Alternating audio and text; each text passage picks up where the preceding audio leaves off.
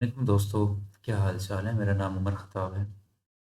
आज का video lecture adjectives का पार्ट 2 होगा, जिसमें हम एडजेक्टिव्स की डिग्रीज के बारे में पढ़ेंगे। दोस्तों, लेक्चर शुरू करने से पहले आपसे गुजारिश है, अगर आपने चैनल सब्सक्राइब नहीं किया तो आप चैनल को लाजमी सब्सक्राइब कर लें। तो दोस्तों, हमने लास्ट लेक्चर में डिस्कस किया था एडजेक्टिव्स की टाइप्स को। हमने इसके मुख्तलिफ टाइप्स के बारे में पढ़ा था। आज का ये वीडियो लेक्चर हमारा रहेगा एडजेक्टिव्स की डिग्रीज के बारे में। एडजेक्टिव्स की डिग्रीज़ की जब बात की जाती है तो एडजेक्टिव्स की हमारे पास 3 डिग्रीज़ होती हैं, पॉजिटिव, कंपैरेटिव और सुपरलेटिव डिग्री। हम बारी-बारी डिस्कस करते हैं कि पॉजिटिव, कंपैरेटिव और सुपरलेटिव में क्या फ़र्क रहेगा। सबसे पहले अगर पॉजिटिव डिग्री की बात की जाए तो ये किसी नाउन के बारे में, उसकी सिफ़त, उसकी अच्छाई, उसकी बुराई के बारे में कुछ डिटेल देता है। कंपैरेटिव की अगर बात की जाए तो इसमें ये होगा कि पॉजिटिव में जस्ट एक नाउन की तारीफ़ की जा रही थी या उसके बारे में कुछ बुरा कहा जा रहा था। लेकिन कंपैरेटिव की जब बात करते हैं तो फिर हम 2 चीज़ों के दरमियान मुवाज़ना कर रहे होते हैं कि पहले ये था, अब जो ये है ये पहले वाले से बेहतर है। ए जो है वो बी से बेहतर है। यानी 2 चीज़ों के दरमियान जब हम मुवाज़ना करते हैं तो हम कंपैरेटिव डिग्री यूज़ करते हैं एडजेक्टिव्स की। इसके बाद सुपरलेटिव की अगर बात की जाए तो मैं अगर कहूँ कि अली अकबर से बेहतर है तो वो कंपैरेटिव था। अगर मैं कहता हूँ अली अच्छा है, तो वो पॉजिटिव डिग्री है, क्योंकि मैं अली की तारीफ़ कर रहा हूँ, उसका मैं किसी से मुवाज़ना नहीं कर रहा। लेकिन अगर मैं कहता हूँ अली अकबर से अच्छा है, तो यहाँ पे 2 अशख़ास हैं और उनके दरमियान में एक शख़्स यानी अली को कह रहा हूँ कि वो अकबर से ज़्यादा अच्छा है। तो वो कंपैरेटिव सूरत थी। सुपरलेटिव हम तब यूज़ करते हैं जब हम किसी एक शख्स को कहते हैं कि ये सबसे अच्छा है। मिसाल है, एक क्लास है जिसमें 20 बच्चे बैठे हैं और मैं कहता हूँ अली इस क्लास में सबसे अच्छा है, तो मतलब बाकी के जो 19 लड़के हैं उन सबसे ज़्यादा अच्छा लड़का कौन है, वो अली है। तो हम ऐसी सूरत में जब जिनके दरमियान मुवाज़ना किया जा रहा हो वो 2 से ज़्यादा हों तो आपको सुपरलेटिव डिग्री का इस्तेमाल करना होता है। सबसे पहले पॉजिटिव डिग्री को ज़रा डिटेल के साथ देख लेते हैं। आपके सामने एक सेंटेंस है, he is a bad boy. अब यहाँ पे देखिएगा कि बॉय एक नाउन है और उसके बारे में ये बैड लफ़्ज़ इसको इस नाउन को डिस्क्राइब कर रहा है कि ये लड़का जो है बुरा है। He is a bad boy. इस लड़के का किसी दूसरे शख्स के साथ कोई कंपैरिज़न नहीं किया जा रहा, सिर्फ़ इसी लड़के के बारे में हमें कुछ बताया जा रहा है कि वो लड़का किस तरह का है। तो आपने पॉज़िटिव डिग्री यूज़ की एडजेक्टिव की। अब यहाँ पे इस सेंटेंस में कौन-सा वर्ड है जो इस नाउन के बारे में कुछ डिटेल दे रहा है कि वो किस तरह का है, तो वो वर्ड है यहाँ पे बैड। तो यहाँ पे बैड लफ़्ज़ आपका एडजेक्टिव रहेगा। उसके बाद एक और सेंटेंस देख लें। सेंटेंस है हमारे पास, she is an honest girl. अब ये वर्ड ऑनेस्ट जो है ये डिस्क्राइब कर रहा है इस गर्ल लफ़्ज़ को, तो यहाँ पे आपका लफ़्ज़ ऑनेस्ट जो है ये आपका एडजेक्टिव रहेगा और पॉजिटिव डिग्री है, क्योंकि ये गर्ल के बारे में सिर्फ बता रहा है और इस गर्ल का किसी और लड़की के साथ, दूसरी तीसरी के साथ कोई कंपैरिजन नहीं किया जा रहा। तो इसलिए हमने पॉजिटिव डिग्री यूज़ की एडजेक्टिव की कि बस ये जो लड़की है ईमानदार है, उससे ईमानदार ज़्यादा नहीं है, उन सबसे ज़्यादा ईमानदार है, ऐसी हम कोई बात नहीं कर रहे। हम जस्ट ये कह रहे हैं कि ये लड़की ईमानदार है, बस। इसके बाद एक और सेंटेंस हम देख लेते हैं। मिसाल है, हमारे पास एक सेंटेंस है, English is easy. English is easy. दोस्तों, लास्ट सेंटेंस में क्या था, अगर इन 2 सेंटेंसेस को अगर मैं देखूँ, तो यहाँ पे एडजेक्टिव दिया हुआ है और उसके बाद उसका नाउन दिया गया है जिसको उसने डिस्क्राइब किया है। बैड के बाद बॉय। इस सेंटेंस में देखूँ तो पहले एडजेक्टिव दिया गया, बाद में गर्ल यानी नाउन दिया गया है कि ये अननेस्ट लड़की है। यानी नाउन पहले, एडजेक्टिव पहले आ रहा है और उसके बाद वो नाउन आ रहा है जिसके बारे में वो वर्ड कुछ बताता है। लेकिन अगर थर्ड सेंटेंस की मैं बात करूँ तो यहाँ पे आपको थोड़ा-सा फ़र्क नज़र आएगा। यहाँ पे उसने कहा है इंग्लिश इज़ ईज़ी। अब ये वर्ड जो है इजी, ये डिस्क्राइब कर रहा है किसके बारे में बता रहा है कि वो इजी है। ये लफ्ज़ डिस्क्राइब कर रहा है इजी को। अब यहाँ पे थोड़ा स्ट्रक्चर चेंज हो गया कि इजी लफ्ज़ जो एडजेक्टिव है वो बाद में आया है, और जिस लफ्ज़ को वो डिस्क्राइब कर रहा था वो नाउन पहले से आ गया है। तो बाज़ दफ़ा क्या होता है कि एडजेक्टिव पहले आता है, बल्कि अमूमन ऐसा होता है कि हम एडजेक्टिव को पहले लिखते हैं और उसके बाद आगे चल के हम उसका नाउन लिखा करते हैं कि जिस नाउन को वो डिस्क्राइब कर रहा है। लेकिन बाज़ दफ़ा क्या होता है कि आपका नाउन पहले दे दिया जाता है और जिस नाउन के बारे में वो एडजेक्टिव डिस्क्राइब उसको कर रहा होता है वो बाद में आता है। मिसाल है, अब ये जो सेंटेंस है इंग्लिश इज़ ईज़ी, अब यहाँ पे ये ईज़ी लफ्ज़ डिस्क्राइब कर रहा है इंग्लिश को, और यहाँ पे नाउन पहले आ रखा है। नाउन पहले है और एडजेक्टिव यहाँ पे बाद में दिया गया है। आपने याद रखना है, ऐसा सिर्फ तभी होगा जब उनके दरमियान बी वर्ब आ जाए। ये बी वर्ब क्या होती है? देखिए हमारे पास क्या होता है कि इज, एम और आर, इसी तरह वाज, वर, ये क्या होते हैं आमतौर पर हमारे, ये हेल्पिंग वर्ब्स के तौर पर यूज़ होते हैं। यानी इनके बाद हम इनको क्या कहते हैं, बी वर्ब कहते हैं, और बी वर्ब के बाद आमतौर पर हम या तो वर्ब की थर्ड फॉर्म यूज़ कर रहे होते हैं या फिर वर्ब की आईएनजी फॉर्म का इस्तेमाल करते हैं। तो ऐसी सूरत में जब इनके बाद वर्ब की थर्ड फॉर्म आए या आईएनजी फॉर्म आए तो ऐसी सूरत में ये सारे आपके क्या होते हैं, ये सारे आपके हेल्पिंग वर्ब कंसिडर होते हैं। लेकिन अगर इनके बाद मेन वर्ब नहीं आती तो फिर इनको हम हेल्पिंग वर्ब नहीं कहेंगे, फिर हम इन्हें बी वर्ब कहते हैं, यानी ये खुद वहाँ पे मेन वर्ब के तौर पर यूज़ हो रहे होते हैं। अब इस के बाद या तो आईएनजी फॉर्म आनी चाहिए थी इस जगह पे, या फिर इसके बाद आगे चल के थर्ड फॉर्म आनी चाहिए थी, लेकिन यहाँ पे इसके बाद वर्ब की फॉर्म नहीं दी गई बल्कि एक एडजेक्टिव दे दिया गया है। जब कभी ऐसी सिचुएशन हो, आपने फिर याद रखना है कि वहाँ पे आपका लफ़्ज़ इज़ या वाज़ या वर या एम जो भी होगा वो मेन वर्ब होगा। आप जब बी वर्ब को मेन वर्ब के तौर पर इस्तेमाल कर रहे हों तो उसके बाद अगर एडजेक्टिव आता है तो याद रखिएगा उसका नाउन उससे पहले आ जाता है, जिस तरह कि इस सेंटेंस में दिया गया है। ठीक है? उसके बाद नेक्स्ट सेंटेंस है हमारे पास, they live in a big house. अब ये जो सेंटेंस है इसमें अगेन देखें कि हमारे पास जो एडजेक्टिव है वो पहले है और जो उसका नाउन है वो बाद में दे रखा है। बिल्कुल ठीक है, ऐसे ही आना चाहिए था क्योंकि यहाँ पे बी वर्ब यानी is, am, are, was, were, been ये मेन वर्ब के तौर पर यूज़ नहीं किए गए इस सेंटेंस में। तो आपका एडजेक्टिव हमेशा पहले आएगा, नाउन बाद में आएगा। अब यहाँ पे किस तरह के हाउस में वो रहते हैं, इस हाउस को कौन सा लफ्ज़ डिस्क्राइब कर रहा है, ये हाउस यहाँ पे नाउन है ना, तो इस नाउन को कौन सा लफ्ज़ डिस्क्राइब कर रहा है, बिग। तो बिग आपका क्या है, एडजेक्टिव हो गया। अगर मैं सेंटेंस लिखता हूँ इस तरह से, सेंटेंस आपका, दिस शो इज़ वंडरफुल। अब देखिए यहाँ पे फिर इज़ आ गया, इसके बाद हमने पढ़ा या तो वर्ब की थर्ड फॉर्म चाहिए या फिर आईएनजी फॉर्म चाहिए। अब यहाँ पे ना थर्ड फॉर्म दी गई है इसके बाद, ना आईएनजी फॉर्म दी गई है, इसका मतलब इज़ यहाँ पे क्या है, मेन वर्ब है। मेन वर्ब के बाद आपने वंडरफुल लिख रखा है जो कि एडजेक्टिव होता है। हर वो लफ्ज़ जिसके आखिर पे एफ यू एल आ जाए वो आपका एडजेक्टिव होता है। अब ये एडजेक्टिव है तो इसका नाउन कहाँ है, तो इसका नाउन डेफिनेटली इसके पहले आ गया होगा, ये शो वंडरफुल था। ठीक है, तो पॉजिटिव डिग्री का ये इस्तेमाल आपने करते वक्त याद रखना है कि एडजेक्टिव पहले भी आ जाता है और एडजेक्टिव नाउन के बाद भी आता है। इसके बाद आ जाते हैं कंपैरेटिव डिग्री पर। कंपैरेटिव डिग्री की अगर बात की जाए तो कंपैरेटिव डिग्री में क्या किया जाता है कि कंपैरेटिव डिग्री में दो चीज़ों के दरमियान मुवाजना किया जाता है। ठीक है, दो नाउन के दरमियान मुवाजना किया जाता है। अब सेंटेंस है आपके सामने, today is cold but yesterday was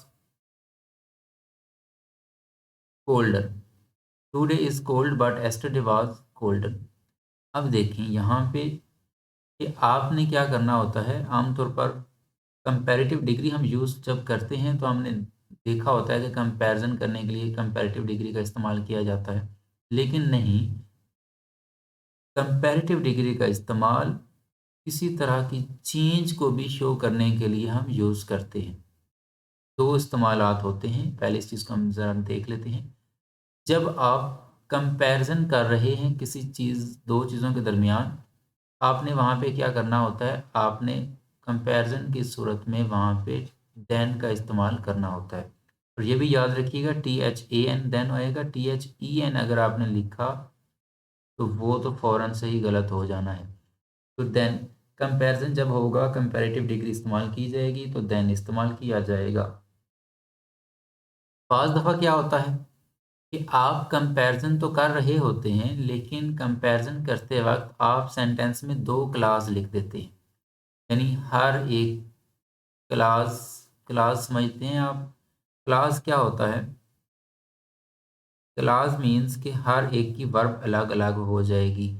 अब इस सेंटेंस में 2 क्लॉज़ हैं। ये एक वर्ब यहाँ पे इज़ आ रखी है, दूसरी यहाँ पे वाज़ आ रखी है। तो ये 2 क्लॉज़ हैं इस सेंटेंस में।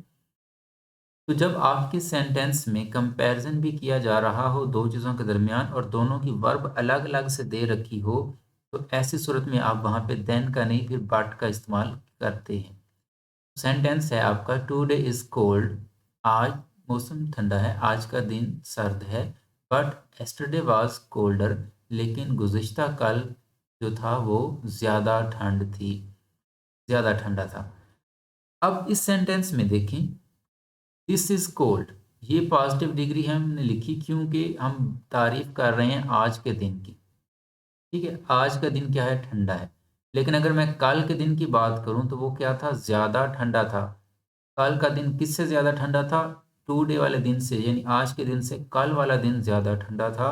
तो कल वाला दिन चूँकि ज़्यादा ठंडा था बानिस्बत आज के, तो कल वाले दिन को डिस्क्राइब करने वाला जो एडजेक्टिव होगा वो आपका कंपैरेटिव डिग्री में होगा। तो यहाँ पे आ जाएगा कोल्डर। इसी तरह नेक्स्ट सेंटेंस देखते हैं। Amna is good but Uzma is better. अब इस सेंटेंस में क्या है, आमना अच्छी लड़की है, ठीक है, पॉजिटिव डिग्री हमने यूज़ कर दी क्योंकि यहाँ तक अगर मैं देखूँ, यहाँ तक तो कोई कंपैरिज़न नहीं किया गया। तो कंपैरिज़न नहीं है यहाँ तक, तो आपको पता है हमें ऐसी सूरत में पॉजिटिव डिग्री का इस्तेमाल करना होता है। लेकिन जैसे ही हम दूसरी क्लास में जाते हैं तो यहाँ पे लिखा है उज़्मा इज़ बेटर, इसकी अलग से वर्ब आ गई, अलग से सब्जेक्ट भी है इसका। उज़्मा इज़ बेटर। अब यहाँ पे क्या है कि इस उज़्मा का कंपैरिज़न कर दिया गया है आमना के साथ कि आमना से उज़्मा जो है वो ज़्यादा अच्छी है। अब चूँकि उज़्मा ज़्यादा अच्छी है तो इसका मतलब यहाँ पे हम कंपैरेटिव डिग्री यूज़ करेंगे। तो गुड की कंपैरेटिव डिग्री होती है बेटर, तो बेटर हमने यूज़ कर रखी है।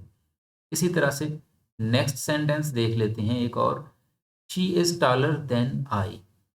अब इस सेंटेंस में क्या है कि 2 क्लॉज़ नहीं दी गई, यानी एक ही वर्ब है, ठीक है? 2 क्लॉज़ नहीं दे रखी, 2 सब्जेक्ट नहीं दे रखे, 1 क्लॉज़ है, 1 सेंटेंस है। तो अब आप क्या करेंगे? अब आप फिर अगर यहाँ पे कंपैरिज़न कर रहे हैं तो आपको देन का इस्तेमाल करना पड़ेगा, अब बट इस्तेमाल नहीं होगा। तो she is taller than I, जी हाँ, यहाँ पे देन सही इस्तेमाल कर रखा है क्योंकि एक ही क्लॉज़ है, एक ही क्लॉज़ में 2 चीज़ों के दरमियान कंपैरिज़न कर दिया गया है। शी इज़ टॉलर, ये जो है ये टॉलर है, ये लंबी है, किसकी निस्बत? आई की निस्बत, शी ज़्यादा लंबी है कद में। तो अब यहाँ पे आपको क्या करना है, शी चूँकि ज़्यादा लंबी है तो आपको कंपैरिज़न हो रहा है तो आप क्या यूज़ करोगे, कंपैरेटिव डिग्री टॉल की taller, she is taller than I. अच्छा, यहाँ पे एक और चीज़ समझिएगा, बहुत इंपॉर्टेंट है, अक्सर स्टूडेंट्स यहाँ पे गलती करते हैं कि देन एक तो THAN वाला लिखना होता है और दूसरा ये कि इसके बाद केस कौन सी आएगी। मिसाल है she is taller then Ali होता तो कोई उलझन नहीं थी, लेकिन अगर प्रोनाउन लिखेंगे तो बाज़ दफ़ा यहाँ पे आपको सब्जेक्टिव केस मिलती है, बाज़ दफ़ा यहाँ पे आपको ऑब्जेक्टिव केस भी मिलती है। She is taller than me या she is taller than I, इसमें से कौन सा सेंटेंस ठीक होगा, ये भी एक समझने वाली चीज़ होती है। आपने याद रखना है कि she is taller than I यहाँ पे सही रहेगा, मी यहाँ पे गलत हो जाएगा। ऐसा क्यों है? क्योंकि कंपैरिजन हमेशा एक जैसी चीज़ों के दरमियान किया जाता है। अब यहाँ पे कंपैरिजन जिसका किया जा रहा है वो शी का और आई का किया जा रहा है। शी कौन सी केस में है? शी आपकी यहाँ पे सब्जेक्टिव केस में दी गई है, तो आपका जो जिसके साथ कंपैरिजन उसका हो रहा है वो भी सब्जेक्टिव केस में होगा। ठीक है, चूंकि ये सब्जेक्टिव केस में है तो कंपैरिजन दूसरी तरफ जिसका होगा वो भी आपका सब्जेक्टिव केस में ही होना चाहिए। तो she is taller than me नहीं, she is taller than I आप लिखेंगे। इसके बाद I am feeling happier now, I am feeling happier now. अब इस सेंटेंस को जरा चेक कर लें। I am feeling happier now, यहाँ पे कंपैरिजन नहीं किया गया बज़ाहिर फ़िक्रे में। यहाँ पे एक चेंज बताई गई है कि एक गुज़िश्ता हालत थी जिसमें वो ठीक नहीं था, लेकिन खुश नहीं था, लेकिन अब वो बनिस्बत ज़्यादा खुश है। ठीक है, तो ये एक चेंज है, उसके मूड में एक चेंज हमें नज़र आ रहा है इस सेंटेंस के ज़रिए से। तो चेंज शो करने के लिए भी हम क्या यूज़ कर लेते हैं, हम पॉजिटिव डिग्री का इस्तेमाल करते हैं। और जब आपने चेंज को शो करना हो तो ना तो आप फिर वहाँ पे बट का इस्तेमाल करते हैं और ना ही आप वहाँ पे फिर देन का इस्तेमाल करते हैं। इन दोनों का इस्तेमाल फिर आपने नहीं करना होता। सिर्फ ये देन और बट आपने तभी यूज़ करना है जब आप क्या यूज़ कर रहे होगे, आप जब कंपैरिजन कर रहे होंगे। कंपैरिजन करते वक्त अगर दो अलग अलग क्लास हैं तो बट आएगा, अगर क्लास एक ही है और उसमें कंपैरिजन किया गया तो फिर आप देन यूज़ करेंगे। चेंज की सूरत में ये दोनों नहीं आएंगे। अब यहाँ पे चूंकि मूड में चेंज हमें नज़र आ रही है, किसी के साथ कंपैरिजन करने वाला कोई और सेंटेंस यहाँ पे नहीं दिया गया, कोई और क्लास नहीं है ये जिसके साथ इसके मूड का कंपैरिजन किया गया हो, तो चेंज की सूरत में ना देन ना बट, जस्ट आप कंपैरेटिव डिग्री लिखेंगे, I am feeling happier now, that's it. इसके बाद we need a bigger garden. अब यहाँ पे भी डेफिनेटली उनके पास ऑलरेडी एक गार्डन होगा, लेकिन उस गार्डन का चूंकि इस सेंटेंस में जिक्र नहीं किया गया, कंपैरिजन हमें शो नहीं हो रहा इस सेंटेंस में भी, तो इसका मतलब हम इसे भी एक चेंज के तौर पर लेंगे, और चेंज के तौर पर लेंगे तो देन और बट नहीं यूज़ किया जाएगा, जस्ट बिग की कंपैरेटिव फॉर्म बिगर हमने यूज़ कर ली। इसके बाद everything is getting more and more expensive. ये कंपैरेटिव डिग्री में एक थर्ड चीज़ है, थर्ड कंसेप्ट जिसको हम समझेंगे कि बाज़ दफ़ा क्या होता है कि हम 2 मरतबा कंपैरेटिव डिग्री का इस्तेमाल करते हैं। अब 2 मरतबा क्यों करेंगे? क्योंकि आपके सेंटेंस में जब कोई चीज़ बदतरीज स्टेप बाय स्टेप मुसलसल चेंज हो रही है, मुसलसल बढ़ रही है, मुसलसल कम हो रही है, मुसलसल बदल रही है, तो ऐसी सूरत में आपने उसके साथ 2 दफ़ा कंपैरेटिव डिग्री का इस्तेमाल करना है और उसके बाद उसकी कैफ़ियत लिख देनी है। अगर वो बढ़ रही है तो इंक्रीजिंग लिख दें, कम हो रही है डिक्रीजिंग लिख दें। ठीक है? तो आपका सेंटेंस है everything is getting more and more expensive. हर चीज़ दिन ब दिन महँगी होती जा रही है। ठीक है? दूसरी चीज़ आपने यहाँ पे एक याद रखनी है कि गेटिंग लफ़्ज़ हो या फिर बिकमिंग लफ़्ज़ आ जाए आपके सेंटेंस में, तो इसके बाद आप क्या करते हो, आप एडजेक्टिव की कंपैरेटिव डिग्री एक तो इस्तेमाल करोगे और मुसलसल वहाँ पे आपको सेंस अगर ये मिल रहा है कि मुसलसल ये बढ़ती जा रही है, बढ़ती जा रही है, और डेफ़िनेटली ये सेंस आपको वहाँ पे मिलेगा, तो आपने याद रखना है कि आपने कंपैरेटिव डिग्री को वहाँ पे रिपीट करना होता है। ओके जी, नेक्स्ट सेंटेंस हमारे पास, the faster you drive the more dangerous it is. अच्छा, अब जो पिछला सेंटेंस था everything is getting more and more expensive, इसमें हमने क्या कर रखा है कि हमने कंपैरेटिव डिग्री को रिपीट किया है। क्यों किया? क्योंकि ये स्टेप बाय स्टेप हमें महंगी होती जा रही है, दिन ब दिन महंगी होती जा रही है। दूसरी चीज़, इसमें गेटिंग और बिकमिंग लफ्ज़ है। गेटिंग और बिकमिंग के बाद आपने याद रखना है कंपैरेटिव डिग्री रिपीट की जाएगी, लेकिन उनके साथ आर्टिकल द का इस्तेमाल नहीं किया जाता। लेकिन अगर कोई चीज़ मुसलसल बदल रही है, मुसलसल तब्दील हो रही है, तो ऐसी सूरत में भी आप कंपैरेटिव डिग्री 2 मरतबा इस्तेमाल करते हैं। लेकिन ऐसी सूरत में आपको उन दोनों डिग्रीज के साथ आर्टिकल द का इस्तेमाल भी करना पड़ता है, जैसा कि इस सेंटेंस में किया गया है। आपका सेंटेंस है, यहाँ पे देखिएगा, the faster you drive the more dangerous it is. अब चूंकि ऐसा हमने क्यों किया, दोनों के साथ कंपैरेटिव डिग्री हमने एक तो यूज़ कर दी और दूसरा हमने क्या कर दिया है, हमने दोनों के साथ आर्टिकल द का भी इस्तेमाल कर दिया है। ऐसा क्यों किया गया? ऐसा जस्ट इसलिए किया गया, एक तो ये कि जैसे-जैसे हम तेज़ ड्राइव करेंगे, दूसरा हमारा साथ-साथ खतरा भी बढ़ता जाएगा। तो दोनों चीज़ें मुसलसल चेंज हो रही हैं, तो डेफ़िनेटली हम कंपैरेटिव डिग्री इस्तेमाल करेंगे। अब कंपैरेटिव डिग्री इस्तेमाल होगी 2 दफ़ा, क्योंकि दोनों चीज़ें मुसलसल चेंज हो रही हैं।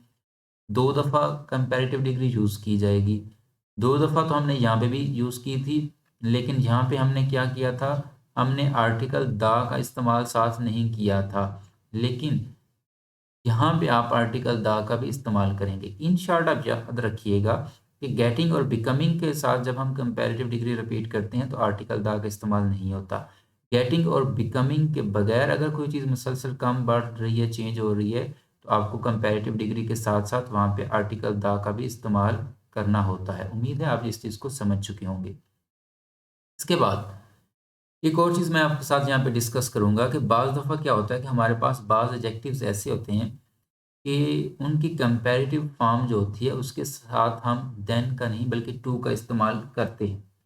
अब ये चीज़ भी लाज़मी याद रखिएगा, बहुत इम्पोर्टेंट रहती है, ख़ासतौर पर जो दोस्त जॉब्स प्रिपरेशन कर रहे हैं उनके लिए, कि बाज़ दफ़ा हमारे एडजेक्टिव्स जो होते हैं उनके आखिर पे IOR आ रहा होता है, तो उनके साथ आपने याद रखना है, आपने देन का इस्तेमाल नहीं करना होता, टू का इस्तेमाल करना होता है। मिसाल मैं अगर सेंटेंस लिखूँ, ही इज़ सीनियर, देन आएगा या टू आएगा, ये चीज़ आप यहाँ पे समझ जाएँगे। To me, he is senior than me या टू मी। दोस्तों यहाँ पे देखें, ये जो एडजेक्टिव है इसके आखिर पे IOR आ रहा है, तो आप इसके साथ टू को प्रेफर करेंगे, देन नहीं आएगा। एक चीज़ तो हमने ये समझ ली। दूसरी चीज़, हमने यहाँ पे पढ़ा था अभी पीछे कि आप क्या करते हैं, कंपैरेटिव जब कंपैरिज़न कर रहे होते हैं तो दोनों चीज़ें एक जैसी होनी चाहिए। मसलन इधर इधर अगर आपकी सब्जेक्टिव केस है, तो आपकी दूसरी तरफ जिसके साथ उसका कंपैरिज़न किया जा रहा है वो भी सब्जेक्टिव केस में होनी चाहिए। लेकिन यहाँ पे मैंने मी लिखा है, आई नहीं लिखा।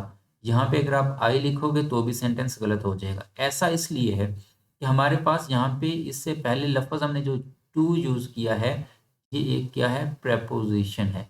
प्रेपोज़िशन के बाद हमेशा आप ऑब्जेक्टिव केस ही लिखते हैं प्रोनाउन की, इसलिए यहाँ पे मी आएगा, टू नहीं आएगा। एक चीज़ आपने ये समझ ली। दूसरी चीज़ आपने ये समझ ली कि IOR वाले जो एडजेक्टिव होते हैं उनके बाद हम टू का इस्तेमाल करते हैं। और ये भी याद रखिएगा, IOR वाले अगर एडजेक्टिव नहीं हैं, आप देन का इस्तेमाल कर रहे हैं, तो फिर आपको आगे चल के ऑब्जेक्टिव केस नहीं बल्कि सब्जेक्टिव केस का इस्तेमाल करना होता है। आई होप कि आप ये सारी चीज़ें अच्छी तरह से समझ चुके होंगे। उसके बाद चलते हैं सुपरलेटिव डिग्री पे। सुपरलेटिव डिग्री क्या होती है जी? हम जब 2 से ज़्यादा चीज़ों के दरमियान कंपैरिज़न करते हैं तो हम सुपरलेटिव डिग्री का इस्तेमाल करते हैं, नंबर 1। दूसरी चीज़, सुपरलेटिव डिग्री से पहले आप हमेशा आर्टिकल दी का इस्तेमाल करते हैं। कंपैरेटिव डिग्री में आमतौर पर दी का इस्तेमाल नहीं किया जाता, सिर्फ़ एक सिचुएशन में किया जाता है, जब गेटिंग और बिकमिंग के बगैर कोई चीज़ मुसलसल कम बढ़ हो रही हो, चेंज हो रही हो, तो आप कंपैरेटिव डिग्री के साथ दी का इस्तेमाल करते हैं। लेकिन सुपरलेटिव डिग्री में क्या है कि आप जब भी किसी चीज़ के दरमियान कंपैरिज़न करते हैं, तो आप हमेशा सुपरलेटिव डिग्री दी के साथ इस्तेमाल करते हैं। तो सबसे पहला सेंटेंस है हमारे पास, Allama Iqbal is the greatest poet in the subcontinent. Allama Iqbal जो हैं वो सब कॉन्टिनेंट में सबसे अजीम तरीन क्या है, हमारे पास पोएट हैं। अब सबसे अजीम तरीन पोएट हैं, सबसे सब कॉन्टिनेंट में ज़ाहिर है कोई 1-2 पोएट तो रहे नहीं होंगे। सबसे जितने भी पोएट थे उन सबसे ग्रेटेस्ट हैं वो। तो इसलिए यहाँ पे कंपैरिज़न 2 का नहीं है, 2 से ज़्यादा का है। 2 से ज़्यादा का है तो हम क्या करेंगे, हम लिखेंगे सुपरलेटिव डिग्री और उसके साथ आर्टिकल दी का इस्तेमाल करेंगे। Allama Iqbal is a great poet और फुल स्टॉप अगर होता तो वो सेंटेंस भी ठीक था। ठीक है, मिसाल मैं अगर लिखता हूँ, Iqbal is a great poet. दूसरा सेंटेंस लिखता हूँ, Iqbal is greater poet than Mir. ठीक है, और थर्ड सेंटेंस ये लिखा है आपके सामने, Iqbal is the greatest poet in the sub continent. अब ये सेंटेंस भी ठीक है, ये सेंटेंस भी ठीक है, ये सेंटेंस भी ठीक है। पहला सेंटेंस जो है ये इसलिए ठीक है क्योंकि इसमें हमने किसी के साथ इकबाल का कंपैरिजन मुवाजना नहीं किया, हम जस्ट ये कह रहे हैं वो क्या है, वो एक अच्छा पोइट है। आप क्या करोगे, आप जस्ट इसको ही ऐसे ही लिख देंगे पॉजिटिव डिग्री के साथ ही। उसके बाद अगर यहाँ पे लफ्ज़ पोइट भी मैं रिमूव भी कर दूँ तो भी आपका सेंटेंस ठीक रहेगा, गलत नहीं रहेगा। मिसाल है, अगर ये सेंटेंस होता यहाँ तक, Iqbal is great, Iqbal is a great, यहाँ से फिर हमें आ भी रिमूव करना पड़ेगा। ठीक है, इकबाल इज़ ग्रेट तो भी सेंटेंस ठीक हो जाता क्योंकि ग्रेट लफ्ज़ डिस्क्राइब कर रहा है इकबाल को, और इकबाल पहले है, एडजेक्टिव बाद में है क्योंकि दरमियान में इज़ आ रखा है। लेकिन चूंकि आपने आ लगा रखा है तो आ की वजह से हमें आगे नाउन चाहिए होता है लाजमी, तो फिर हमने क्या किया, यहाँ पे हमने इस ग्रेट के लिए सिर्फ इकबाल नाउन को यूज़ नहीं किया, हमने फिर इस ग्रेट के लिए एक अलग से नाउन यूज़ करना पड़ा हमें। क्यों? क्योंकि पीछे आर्टिकल है, आर्टिकल हो तो द आगे नाउन हमें लाजमी चाहिए होता है। तो यही वजह थी कि हमें दोबारा से यहाँ पे पोएट लिखना पड़ा। अगर दूसरे नंबर के सेंटेंस की मैं बात करूँ, Iqbal is greater poet than Mir, तो यहाँ पे इकबाल का मुवाजना किया जा रहा है मीर के साथ। दो बंदों के दरमियान, दो शायरा के दरमियान मुवाजना किया जा रहा है।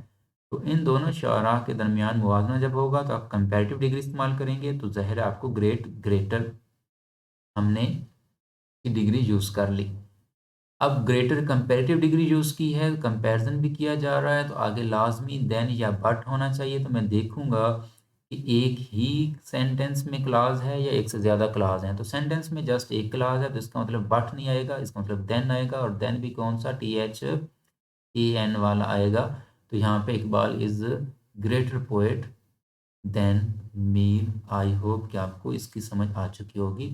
थर्ड पे चूँकि एक सब कॉन्टिनेंट है, सब कॉन्टिनेंट में तो बहुत सारे पोएट्स हैं, तो इस वजह से हमें सुपरलेटिव डिग्री इस्तेमाल करनी पड़ी, EST वाली। तो हमें यहाँ पे सुपरलेटिव डिग्री के साथ आर्टिकल द का इस्तेमाल करना पड़ा। दोस्तों एक चीज़ याद रखिएगा, मैं आपके साथ शेयर करता चलता हूँ कि अगर आपका एडजेक्टिव वन सिलेबल का हो, ठीक है, आपका पॉजिटिव डिग्री जो है एडजेक्टिव की वो वन सिलेबल हो, साले जिस तरह से यहाँ पे हमने ग्रेट लफ्ज़ यूज़ किया, एडजेक्टिव है, वन सिलेबल वर्ड है। इसकी कंपैरेटिव जब हम बनाएंगे तो कंपैरेटिव के लिए आप क्या करोगे, पॉजिटिव डिग्री के साथ आप ER का इजाफा कर दोगे, और अगर आपने इसकी सुपरलेटिव बनानी है तो आप साथ EST का इजाफा कर दोगे, तब जब आपका एडजेक्टिव वन सिलेबल हो। लेकिन अगर आपका एडजेक्टिव वन सिलेबल से ज़्यादा होता है तो फिर आप कंपैरेटिव डिग्री के लिए के साथ मोर यूज़ करते हो, और सुपरलेटिव डिग्री के लिए उसके साथ आपको मोस्ट का इस्तेमाल करना होता है। इसको मज़ीद समझ लेते हैं, एक दफ़ा मैं थोड़ी ये स्क्रीन साफ कर लूँ। जी, एक सेंटेंस है हमारे पास, Sana is the most beautiful girl I have ever seen.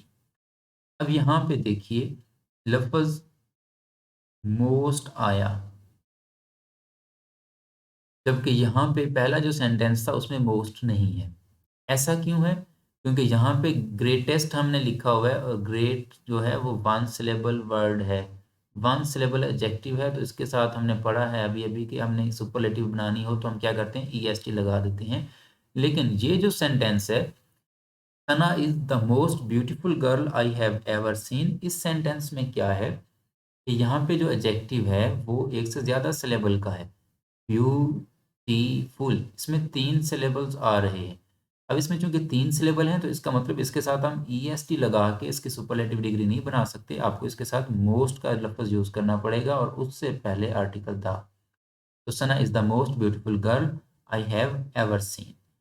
अब आप कहोगे कि सर इसमें तो सब कॉन्टिनेंट भी नहीं है, इसमें तो ये भी नहीं बताया गया कि 2 से ज़्यादा लड़कियों में सना खूबसूरत है।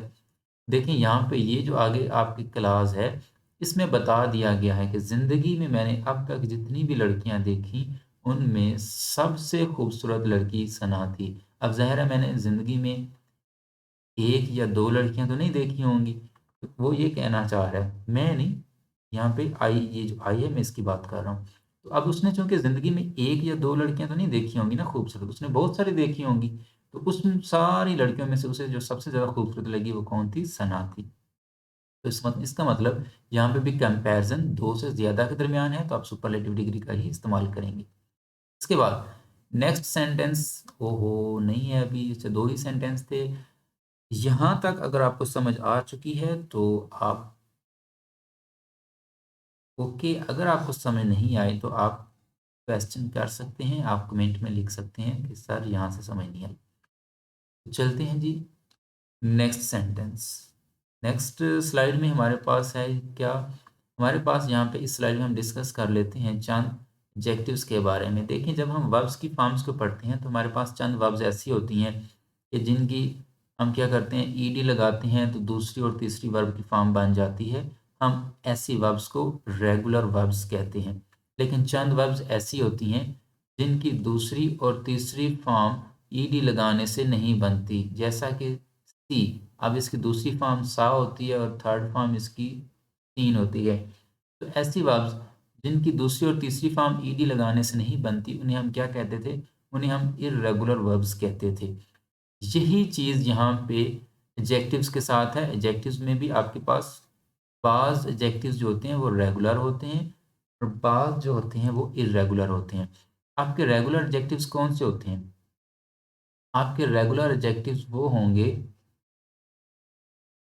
कि जिनकी सुपरलेटिव डिग्री या पॉजिटिव डिग्री की अगर मैं बात करूं, उसके साथ अगर आप ER लगाएं वो बने कंपैरेटिव डिग्री। अगर पॉजिटिव डिग्री के साथ आप EST लगाएं तो वो बने आपकी सुपरलेटिव डिग्री।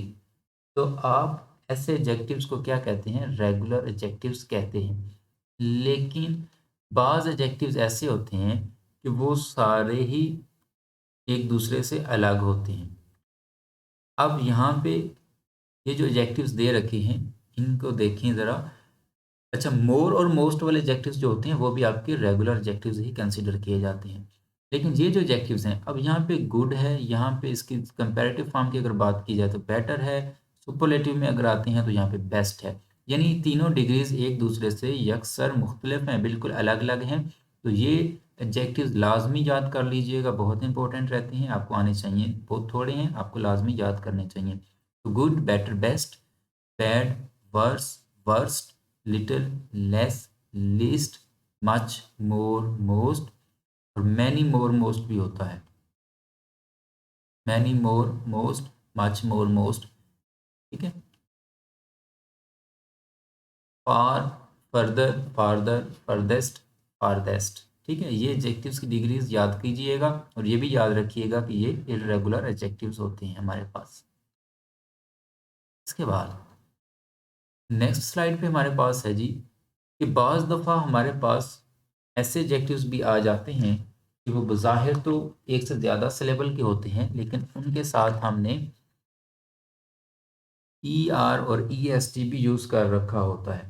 हमारे पास जो कॉमन एक रूल है वो ये है कि अगर आपका एडजेक्टिव 1 सिलेबल है तो आप उसकी कंपैरेटिव डिग्री बनाने के लिए ER यूज़ करते हैं और सुपरलेटिव बनाने के लिए आप क्या करते हैं? EST का इस्तेमाल करते हैं।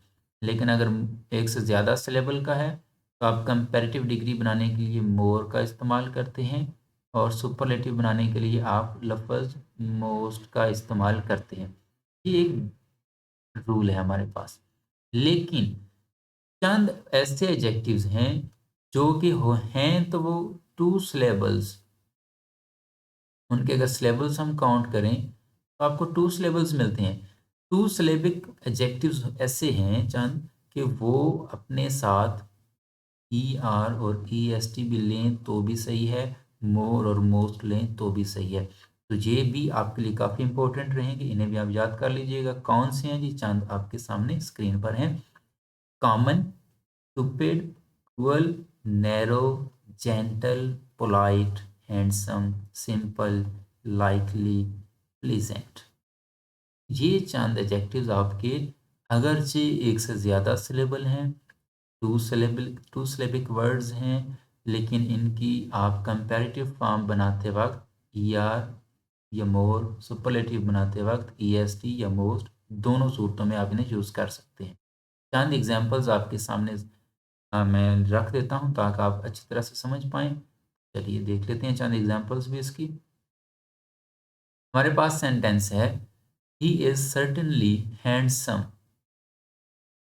यहाँ पे आर गलती से आ गया, टाइपिंग मिस्टेक, इसको इग्नोर कीजिएगा। He is certainly handsome than his brother. सबसे पहली बात, यहाँ पे आपने यूज़ कर रखा है he is certainly handsome than his brother.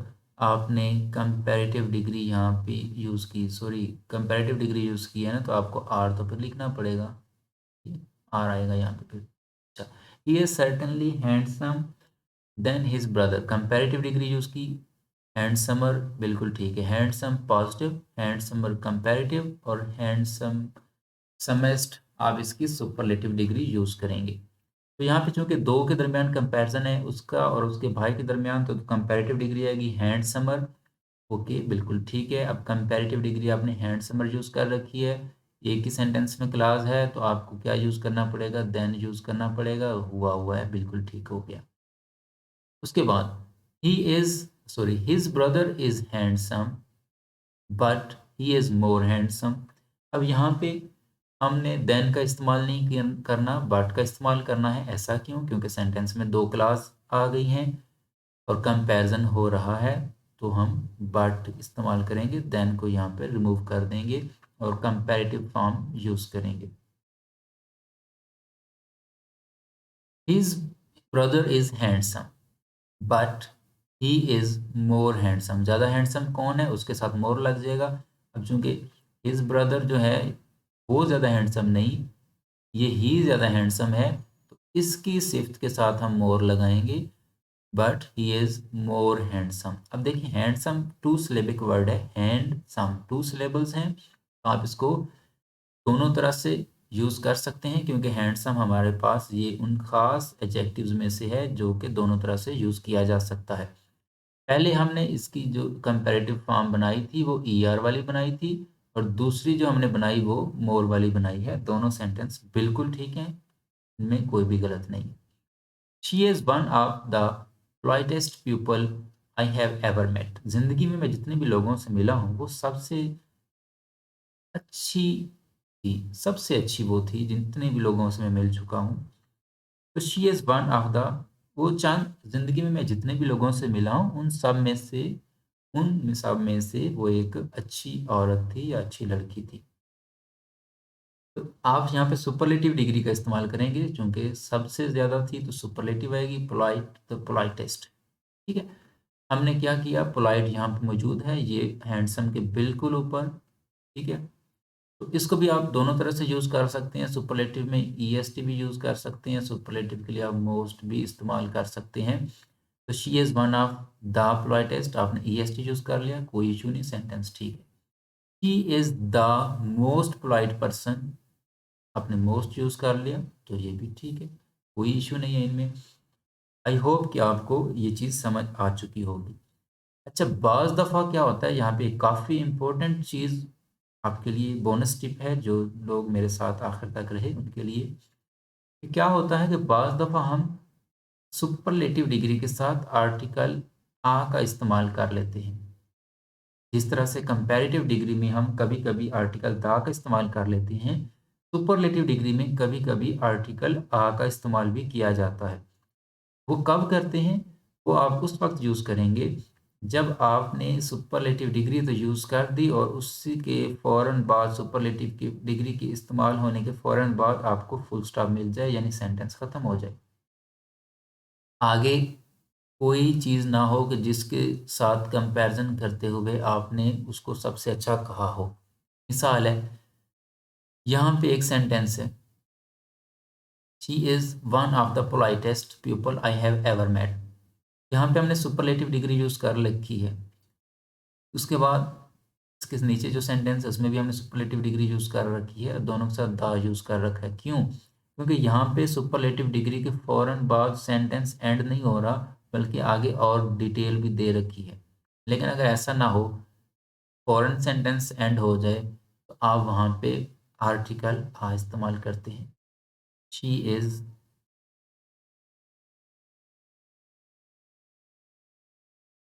A, best man. She is a best man. अब यहाँ तक अगर फुल स्टॉप है, तो ये आपका सेंटेंस ठीक हो सकता है। बिल्कुल ठीक हो सकता है। आप बेस्ट के साथ यहाँ पे आर्टिकल का इस्तेमाल कर सकते हैं। लेकिन अगर अगर मैं लिख देता हूँ इन द सिटी, तो फिर यहाँ पे आर्टिकल इस्तेमाल नहीं हो सकता। लेकिन ये जो स्ट्रक्चर होता है इसका इस्तेमाल बहुत कम इस्तेमाल होता है, बहुत कम इस्तेमाल होता है। आम तौर पर आप इसको अवॉइड ही कीजिएगा।